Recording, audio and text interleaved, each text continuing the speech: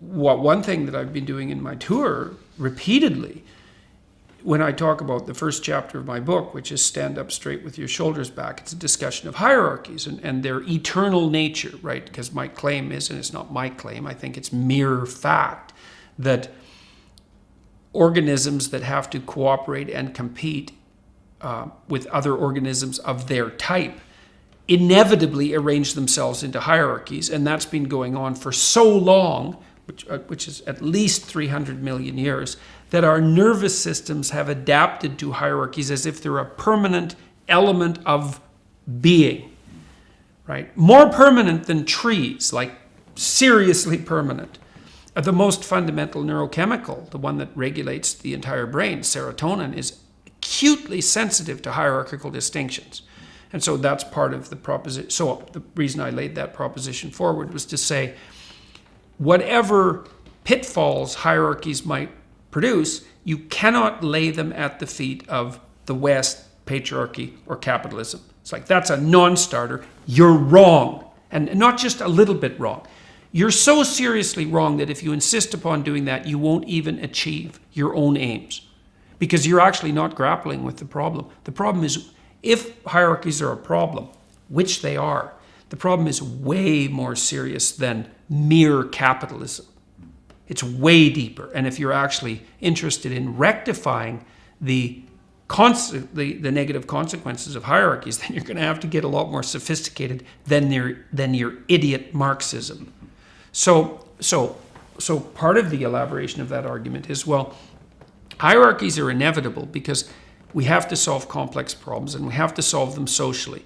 And when you implement a solution to a complex problem socially, you produce a hierarchy because some people are better at the implementation than others. So there's a hierarchy of competence, and then there's a hierarchy of distribution of the spoils. And in both of those hierarchies, you get a disproportionate clumping of resources at the top and dispossession at the bottom. It's in the nature of hierarchies. So what's the left for? The left is to remind those who are benefiting from the hierarchies that the hierarchy comes at a cost. And the cost is the clumping of people at the bottom. And that's an eternal cost, and it's not trivial.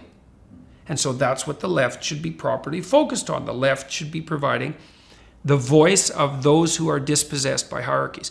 And the right should be saying, yeah, but the damn hierarchies are necessary. And they're not only necessary, but they're also productive.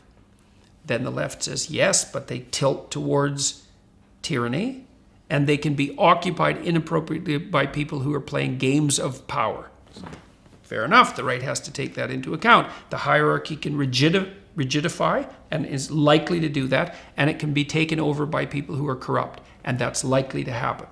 And so, but it's okay because the dialogue can work out. The right can say, well, yeah, we need the damn hierarchies and they need to be buttressed, and the left can say, yes, but they have to be maintained properly so they don't deteriorate and degenerate.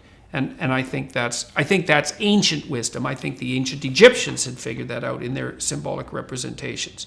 So now, when the left goes too far, it does something like say, well, how about no hierarchies? It's like, no, how about not? Wrong.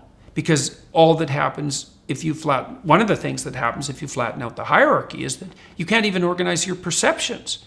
You can't perceive the world without looking at the world through a hierarchy of value. And because you can't perceive the world unless you make one thing more important than all the other things, because you don't even know what to look at. And if one thing isn't more important than all the other things, then you have nothing to aim at. If you have nothing to aim at, then you have no meaning in your life. So the left can't just demolish the hierarchies in the name of some equality of outcome, let's say, because you blow out the future, you leave people aimless, and you destroy the very institutions that allow people to make competent progress in the world. That's not an acceptable outcome. So we have to agree to live with the tension. Necessity for hierarchies, the proclivity for them to pathologize, and the necessary voice of the left in speaking for the dispossessed.